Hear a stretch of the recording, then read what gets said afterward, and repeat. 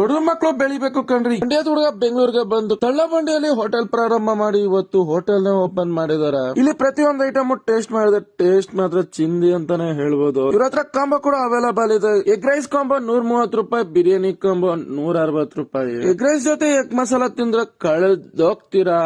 ಎಲ್ಲಾ ಕಡೆ ಕಬಾಬ್ ನ ಟ್ರೈ ಮಾಡ್ತೀರಾ, ಆದ್ರೆ ಈ ಜಾಗದಲ್ಲಿ ಕಬಾಬ್ ಮಸಾಲಾ ಕೊಡ್ತಿದ್ದಾರೆ. ಟೇಸ್ಟ್ ಮಾತ್ರ ನೆಕ್ಸ್ಟ್ ಲೆವೆಲ್ ಅಂತಾನೆ ಹೇಳ್ಬೋದು. ಅದಾದ್ಮೇಲೆ ಬಿರಿಯಾನಿನೇ ತಿಂದೆ, ಬಿರಿಯಾನಿ ಟೇಸ್ಟ್ ಮಾತ್ರ ಸಖತ್ತಾಗಿತ್ತು ಅಂತ ಹೇಳಿದ್ರೆ ತಪ್ಪಾಗಲ್ಲ.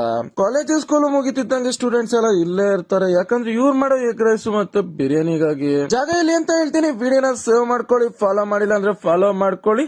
ನಾನೊಬ್ಬ ಬಕಾಸುರ.